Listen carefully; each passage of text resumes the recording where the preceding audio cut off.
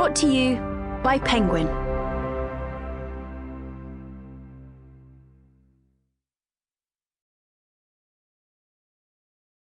The Project. How Project 2025 is Reshaping America and the World, by David A. Graham. Read by Ari Fliakos. Introduction. When President Donald Trump left office in January 2021, his administration was almost universally considered a failure.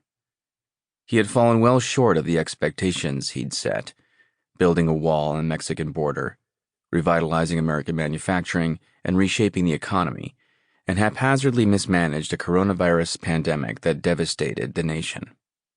After soundly losing the election in November 2020, Trump relied on a series of spurious lawsuits and other methods to try to subvert vote counts, bald-faced attempts to stay in power that culminated in the violent sacking of the U.S. Capitol on January 6, 2021. Although Trump escaped conviction in a Senate impeachment trial, voters across the political spectrum blamed him for the riot, as did many GOP elected officials. But even as the press was writing Trump's political obituary, a small group of alumni of his administration was coalescing around a different view. Trump hadn't failed. He'd been sabotaged. They remained convinced that the election had been stolen, even though no evidence backed up their view, and although they didn't necessarily disagree with critics who judged the Trump administration a policy failure, they believed the problem was that he had been failed by the system around him. In their view, a promising administration and a visionary president had been hobbled by lazy appointees, Republican saboteurs devoted to the GOP's old dogmas, and career bureaucrats. These contrarians believed that the only way to deliver the Christian, right-wing nation they desired was a carefully organized assault on the U.S. government as it existed. The next Republican president would have to rethink not only policy and politics, but the most fundamental questions of how the government operated, and perhaps equally important, who operated it. This was not a conservative approach to government.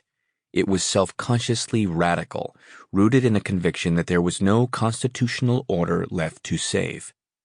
And its proponents believed not only that their chance would come soon, but that there was only one man who could and would bring it to fruition: Donald J. Trump. During the 4 years of Joe Biden's presidency, people including Paul Dans, Russell Vogt, and Kevin D. Roberts dedicated themselves to preparing for a second Trump administration that would far outdo the first. Though some of the collaborators were also involved in his re-election team, this work was all about what would happen once he'd won office.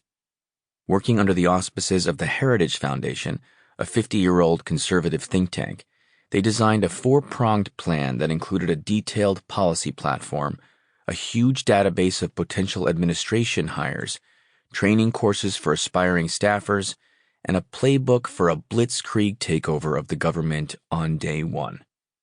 They named it Project 2025. Project 2025 is a skeleton key for understanding the second Trump presidency, as well as the future of the Republican Party and the American right. It is not quite identical to the Trump agenda, but its careful planning, in contrast to the shambolic improvisation that Trump favors, means that Project 2025 is positioned to dominate the administration and provide the intellectual blueprint for policy and political decisions for the next 4 years and beyond. Roberts, the president of Heritage, writes that Project 2025 has 4 goals: restore the family as the centerpiece of American life and protect our children, dismantle the administrative state and return self-governance to the American people, defend our nation's sovereignty, borders, and bounty against global threats, and secure our God-given individual rights to live freely, what our Constitution calls the blessings of liberty. This summary hints at some of the more outre ideas, especially in foregrounding family issues and attacking the administrative state, an academic term that refers to most of the federal bureaucracy as we know it.